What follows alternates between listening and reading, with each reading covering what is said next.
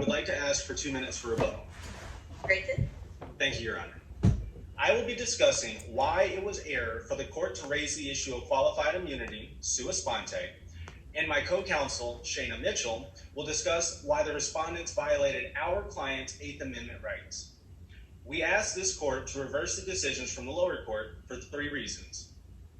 First, the appellate court improperly raised qualified immunity sua sponte when the defendants failed to assert it themselves in their pleadings or at trial. Second, the appellate court erred in addressing the second prong of qualified immunity first, because in doing so, it abandoned its responsibility in determining if a particular action is constitutional or not. Lastly, even if this court finds that it was appropriate for the lower courts to analyze the second prong of qualified immunity first, federal precedent would have put the respondents on notice that their treatment of the petitioner was a violation of clearly established rights, and thus the respondents would not be available to raise the issue of qualified immunity.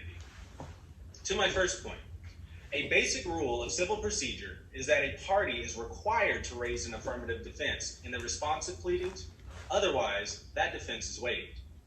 Federal Rules of Civil Procedure Rule 8C specifically states that the burden of pleading that defense rests solely on the defendant. Counsel, isn't the approach taken by the lower court in this case consistent with circuit precedent, and the majority of circuits do allow the district court to do what it did in this case? Or I'm sorry, the Court of Appeals. Your Honor, actually, contrary to what your question is asking, 7 out of the 11 circuits have specifically held that a waiver of your qualified immunity defense will occur if you do not raise it during the appellate phase. Specifically, the Third Circuit has even held that in limited circumstances, defendants are also allowed to bring up qualified immunity for the first time during post-trial motions.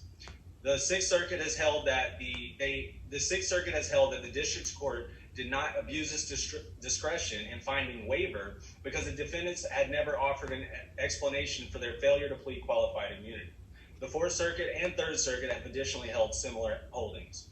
And as applied to this case, not only did the respondents not raise the issue of qualified immunity in their responsive pleadings, but they also did not make any post-trial motions to address the issue which they solely rely on for appeals. Well, counsel, how would it have been different if the district court had considered it? Weren't you allowed to brief the issue fully, as was the other side? Yes, Your Honor. However, our stance is that it's a waiver, not a forfeiture. A waiver is an intentional abandonment of a known right, whereas a forfeiture is an inadvertent, untimely assertion of the right. Here, they had the ability to bring up the issue of qualified immunity in their motion to dismiss as an alternative ground. However, they did not. Now, if the defendants were represented pro se, then there's definitely an argument for the issue being raised sua sponte solely in the interest of justice. However, the government was represented by competent attorneys who have represented officials in this exact same capacity and with very similar circumstances, which should have prompted the government attorneys to bring up this issue that regularly occurs in their cases. And the rule that you brought up, does that apply if we're at the pre-answer stage?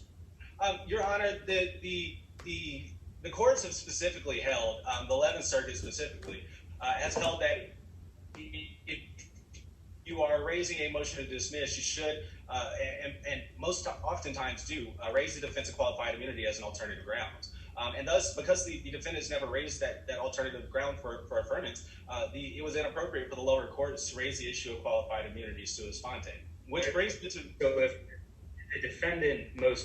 if other defendants most often raise the defense of qualified immunity in motion to dismiss, does that mean it's required? Your Honor, it's our position that it is. From the majority of the case law that we have found, yes. And which actually brings me to my second point. The court erred in addressing the second prong of qualified immunity first, which is the Pearson approach, by skipping over the first prong of qualified immunity. The court in Pearson overturned the ordered analysis set forth in Saucier v. Katz, and this allows the judge to look at either prong of qualified immunity first.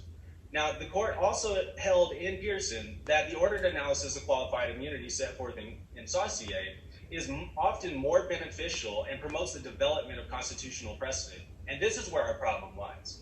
But counsel, didn't you just admit that what the lower court did is consistent with this court's precedent and allowed by this court's precedent? Well, Your Honor, what we're arguing is that we should overturn the Pearson holding, in that the courts should be required to look at the first prong of qualified immunity, which is the constitutionality of the action in question. And the reason why is because we're asking this court for a holding to that effect. There's not a rule in effect that would have made the appellate court's actions in this case improper at the time. Could you restate your question, Your Honor? There's nothing that required the appellate court to do what you're saying it should have done, correct? Well, Your Honor, that's why we're here. You are correct. The Pearson holding allows the appellate courts to look at either prong. However, the Saussure ordered analysis requires the courts to look at the constitutional question first. And the reason why is because we can never have a robust consensus between the circuits when some courts are allowed to analyze qualified immunity in a way that negatively affects constitutional precedent making. In Camerata v. Green, this very court explained that even though appellate courts have a wide range of discretion when bypassing constitutional questions, it's important for courts to clarify the standards governing public officials. The court only listed certain circumstances under which it was permissive for the courts to exercise that discretion in jumping between the two prongs of qualified immunity. However, the Camerata court also explained that because there's little precedent on solitary confinement and prison guard conduct, the courts must look to address these novel issues of law regarding qualified immunity without precedent. But when the courts utilize the Pearson's bypass approach by skipping the first prong of qualified immunity solely because it's an easier analysis and it'll be quicker and less strain on the court system, the court is being unfair to plaintiffs when they fail to make the determination of the constitutionality of the actions in question. Now, this in turn... Yes. But by forcing a defendant to go back and replead an affirmative defense when it's clear from the motion to dismiss that the second prong is met, or rather it's clear the second prong is met, aren't we forcing the defendant to incur additional costs that they should not otherwise incur? Well, Your Honor, and this is actually going to go to my very next point. When we allow them to skip and rule directly on the clearly established prong, we're doing three things.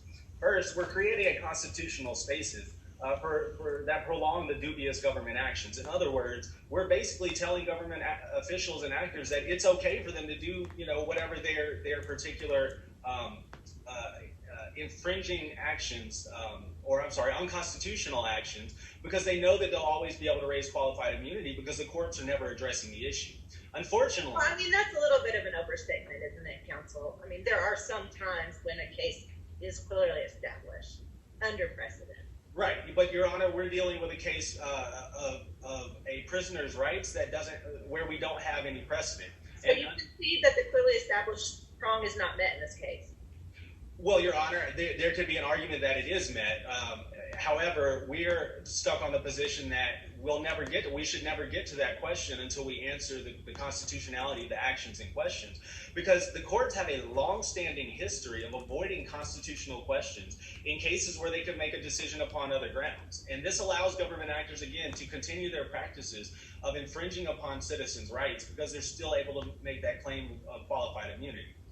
In Kearns versus Board of Education, this very court listed the important additional concerns with the bypass approach that was utilized in the Pearson court. Here they were concerned that if there was no uniformity between the courts and the courts decided to skip directly to that second prong of qualified immunity, then there would be no precision in the analysis of the actual clearly established prong. And the court reasoned that there's a hazy area when you're looking at the clearly established prong without first knowing what the actual law that the state actor violated. And this makes the analysis imperfect. And this brings me to my second point. This deprives society of the minimal constitutional standards that are required from law enforcement officers. In Mitchum v. Foster, this very court concluded that 1983 actions of the United States Code were meant to remedy constitutional violations and not solely violations of just clearly established law. The reason why we're arguing that the Saussure principles need to be upheld is that without that constitutionality or without determining the constitutionality of the actions in question, again, the government officials are going to continue to infringe upon citizens and prisoners' rights.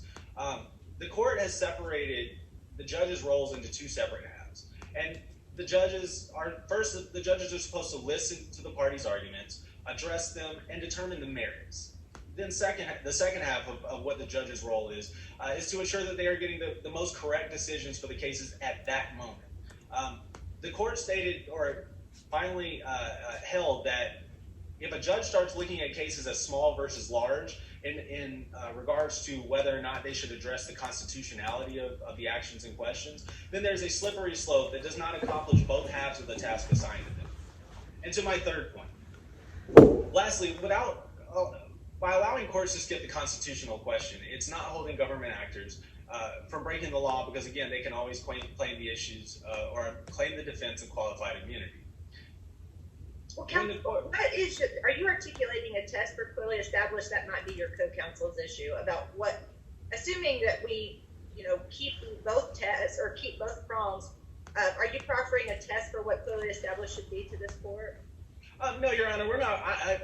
No, I'm not offering a proffer for a clearly established bright line rule. And although my co-counsel will delve much deeper into this argument, looking at the qualified immunity analysis in the ordered analysis allows the courts to find that there is precedent in place for the officers to know that they should have been performing their job duties properly, especially because a person's liberties are at stake.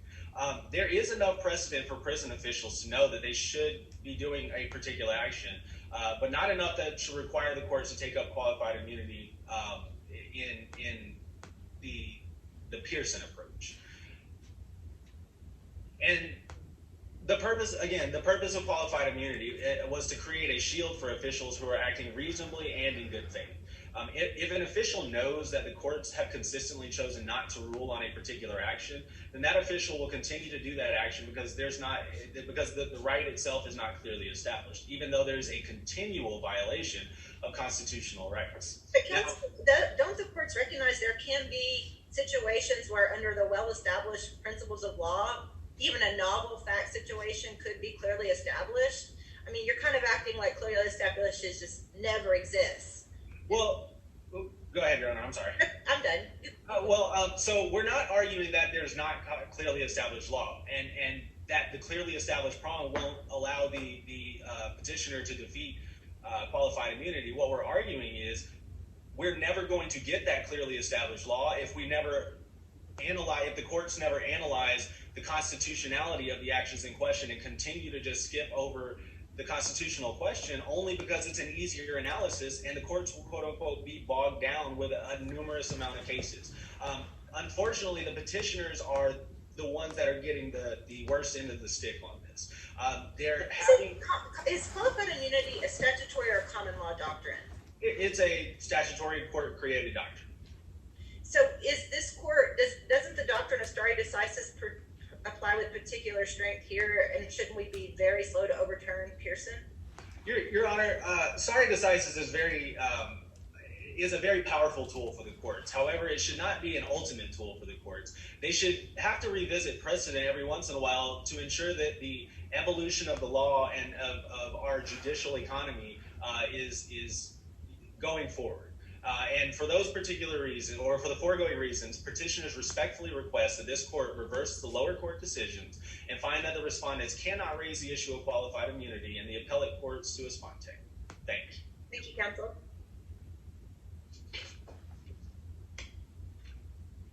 Good evening, Your Honors, and may it please the court. My name is Shayna Mitchell, and I also represent the petitioner, Mikhail Mikovich, in this case. Your Honors, Mr. Milkovich was deprived of his right to vindicate his rights when the lower court failed to consider whether the plaintiff violated the Constitution. This court should reverse the 13th Circuit because Mr. Milkovich sufficiently alleged facts that clearly established his 8th Amendment rights were violated. First, the conditions of his confinement deprived him of basic human needs for adequate health and safety. And second, the respondents were deliberately indifferent to the risk of harm. And third, evolving standards of decency have laid the foundation that prolonged solitary confinement of a mentally ill inmate should be considered unconstitutional per se. To my first point, the respondent's conduct was sufficiently serious because it created a substantial risk of harm, psychological harm and physical harm, and it deprived Mr. Milkovich of basic human needs. Counsel, wasn't your client provided with the medication that he was supposed to receive 97% of the time? And if that's the case, is missing a few days of medication really a substantial harm under the Eighth Amendment? Yes, Your Honor, it is a substantial harm under the Eighth Amendment because although it was 97% of the time within a 360-day period, it was 1/3 of a month. And this is daily prescribed medication for psychiatric disorders prescribed from a doctor. It's not like missing vitamins or missing Advil. It's missing psychiatric medication that he depends on for severe mental illness. So that is a substantial harm that was done to him by the prison officials. And it does. Like a psychotic break as a result? Yes, on page 6 of the record, you'll see he pled out for relief and getting medication. He was complaining of anxiety attacks, hallucination, poor appetite, no sleep, and severe mental distress. So that anguish is evident of not only the missed medication, but also the isolation. And that brings me to my next point of the conditions of confinement. It's not just that he was skipped a couple times at pill call. It was a culmination of all these factors that led to severe sufficient harm that the prison officials were made aware of. Well, counsel, what did you want the prison officials to do? Leave him in gin pop and let him get beat up? Your Honor, if you look at page 12 of the record, he was placed in solitary confinement because there was a risk of safety to a prison official, not because there was any risk of safety to his own.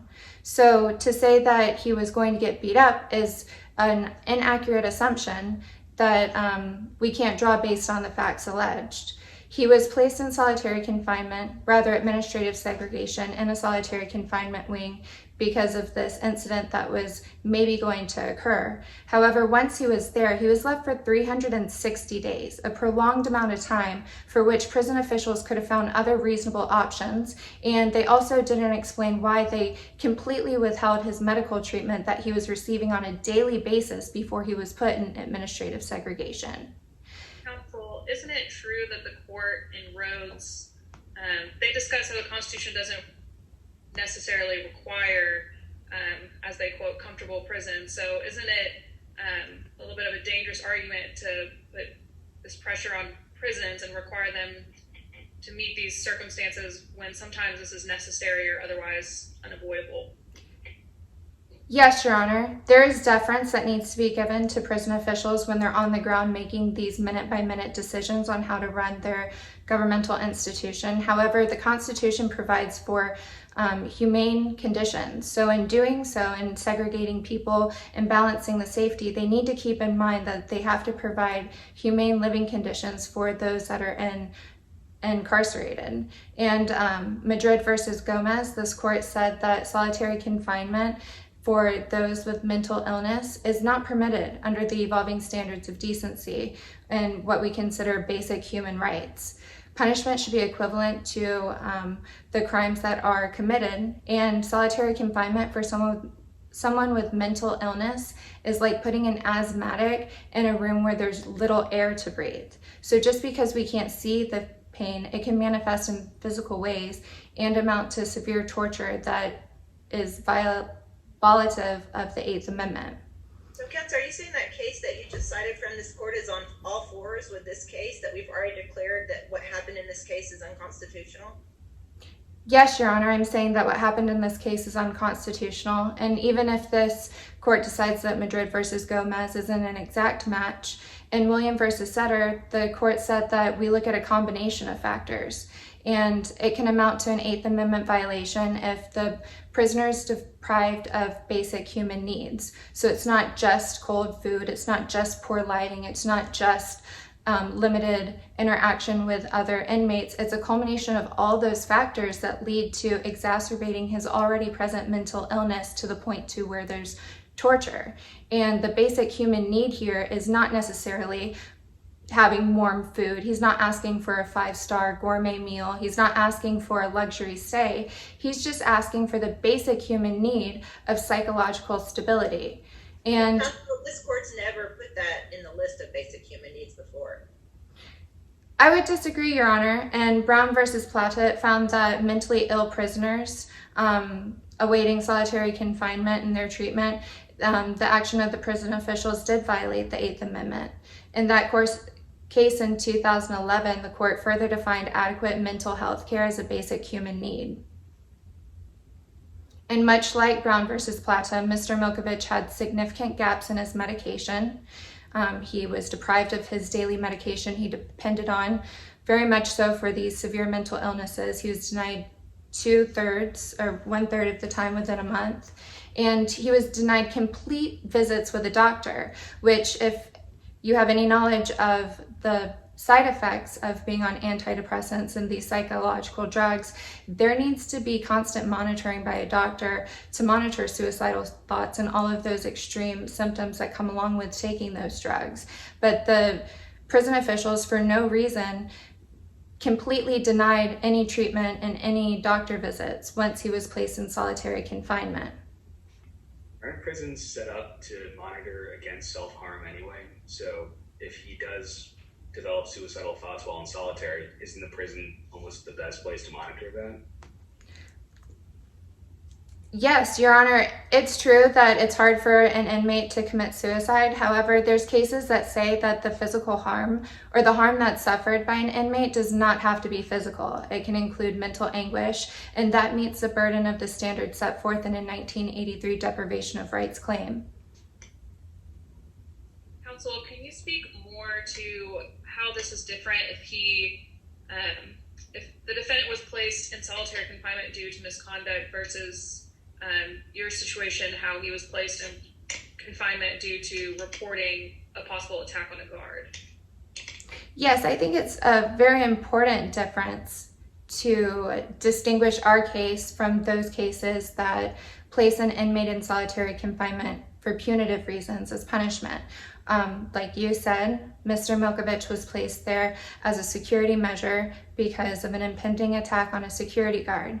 And that shows that it aligns more with the cases that show solitary confinement is arbitrary. And it's something that should be done as a last resort. And that actually brings me to my last point.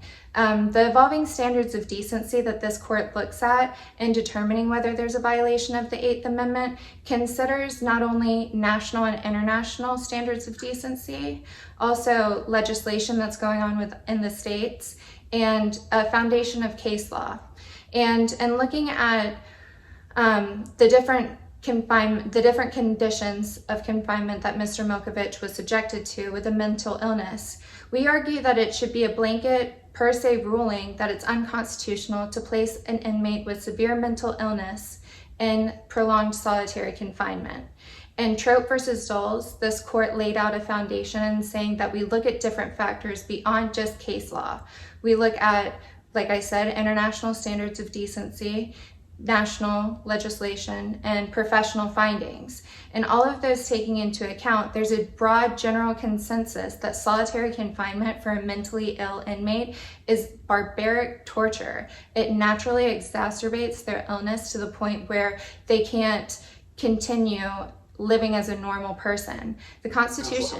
He wasn't put into solitary confinement necessarily due to his mental illness. He was put there as essentially protecting a whistleblower. So how does that, shift the responsibilities of the prison in evaluating his mental health? He missed his medication a few days, but it wasn't like he was in that solitary confinement specifically for that reason. So I guess how does that shift the burden placed on the prison or the Bureau of Prisons in evaluating him in solitary confinement? Your Honor, prisons have an obligation to provide basic health care, and that includes for inmates suffering from mental illness evaluations by a doctor. So I'm not saying there should be a blanket rule that solitary confinement should be completely eliminated, but for those suffering from mental illness, more needs to be done. It needs to be restricted. It needs to have some type of constraints to where they're taking into account the health and safety of the inmates and not treating them like less than human.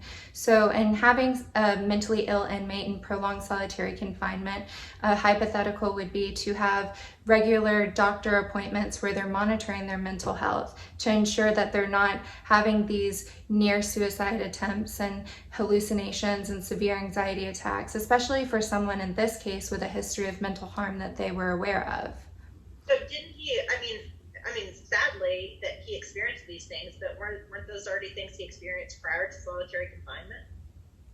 Yes, Your Honor. He had a history of self-harm, he had mental illness, and he had anxiety attacks. And that's something that put the prison officials on notice, and they were aware of it, which is even more reason for them to consider other options other than putting him in solitary confinement, and even more reason for them to closely monitor his mental state once he's in solitary confinement. But they completely disregarded his mental health once he was there and ignored his pleas. If you look at page 6 of the record, he made an internal grievance of pleading for health treatment, and it went ignored. That shows deliberate indifference on the part of the prison officials. And the time frame, leaving him there for 360 days, is far beyond the scope of what's necessary to eliminate a risk from an impending attack of a prison official. And what was the other option to the prison? Leave him. So is the other option just leave him in general population? There's different ways that the court can speculate as to what can be done. And like I said, deference has to be done in the decision making of the prison officials. But what it comes down to is whatever their decision is, they have to keep in mind, and they have to honor the Constitution, that inmates have basic human rights that need to be protected. They can't treat them as less than human by depriving them of basic health care. But wasn't the prison protecting the inmate? I mean, I know he was reporting a potential attack on an officer, but it's not prisoners that snitch are not popular, right? So how would a prisoner or how would a prison official weigh the potential physical harm versus the potential mental harm rendered by solitary confinement? How are they supposed to do that? Your Honor, there's a broad general consensus within the medical community that says solitary confinement within a mentally ill inmate is complete torture. It's deprivation. It's like putting an asthmatic without air. So they have to, I'm sorry. Counsel, but so an inmate that suffers from ADHD, that is a mental illness, you can't put that prisoner in solitary confinement?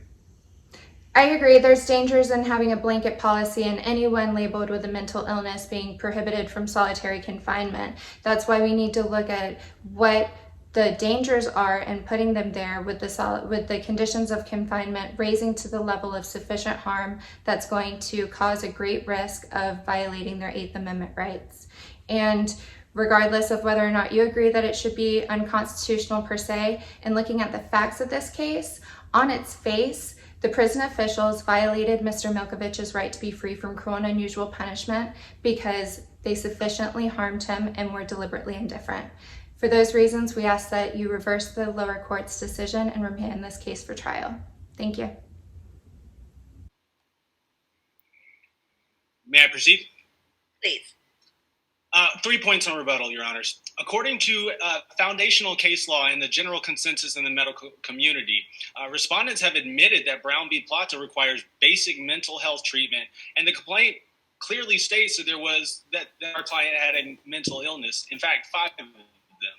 Second, it is important to note that the respondents were unable to answer the question of whether there was case law showing that the waiver of a defense was a bar to bringing up any defenses for the first time on appeal, which is incorrect. And in fact, 7 circuits agree with our assertion that there is. And lastly, opposing counsel has brought up the case of Wood v. Milliard. This is a 10th Circuit case that has dealt with a pro se litigant who failed to timely assert a statute of limitations defense, which is not analogous to this case. And thus, for the foregoing reasons, petitioners respectfully request that this court reverse the lower court decisions and find that the petitioners are not entitled to qualified immunity. Thank you. Thank you. You guys have a very bright future in litigation. I'll just touch on a couple little things that I think maybe could help you in the future. So I won't go into all my notes.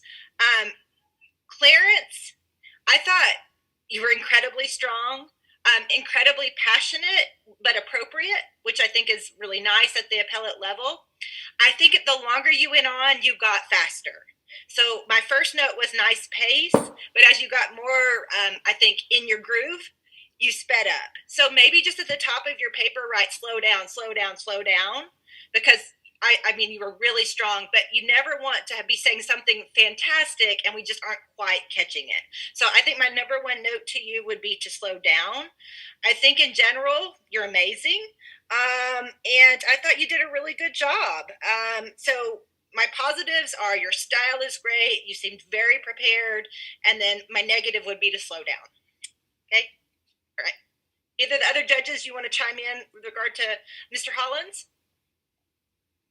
Yeah, I guess I'll start. I would echo that you did a fantastic job, that you seemed very passionate, and with that passion came some speed because you got excited about making your argument, which isn't necessarily a bad thing, but definitely be cognizant about your speed. I thought your rebuttal was really good. You directly addressed points that you identified were kind of potential weaknesses on the other side. You did it very succinctly, which is important. So overall, I think you did a fantastic job.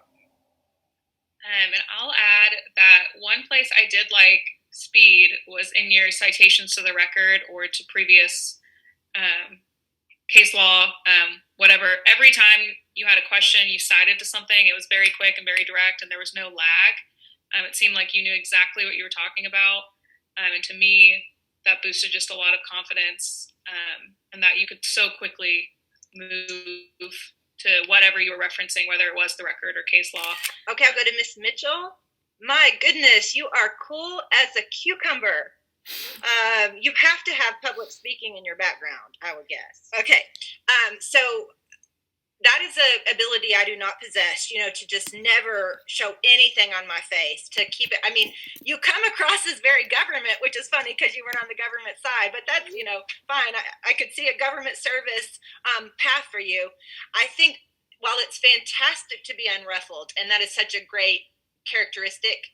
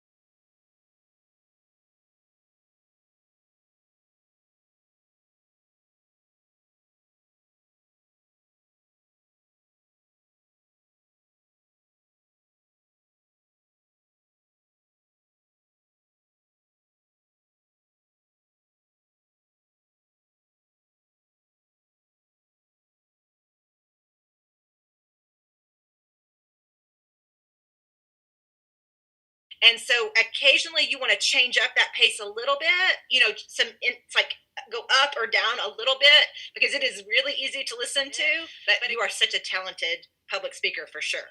I thought your knowledge of the law, policy, and case law was great. I thought you painted the picture really well. I mean, you just really never showed a chink in the armor. Thank you. Yeah, I would echo all those comments, especially the public speaking portion. You were very cool, very calm and collected.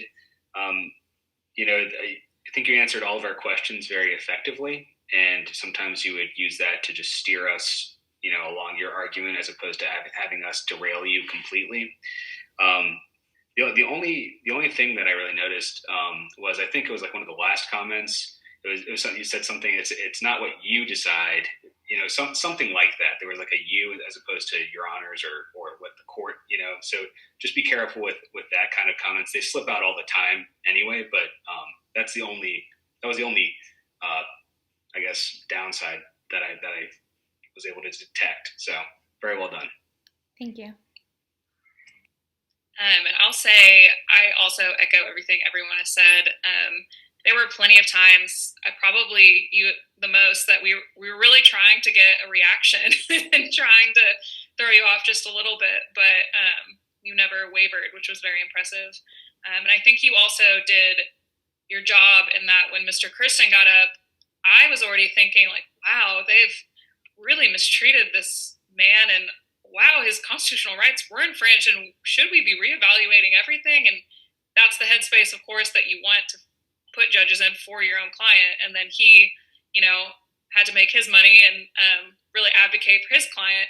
So in terms of advocacy, I think you really did your job and hit your points home. Yeah, it was fantastic. Thank you.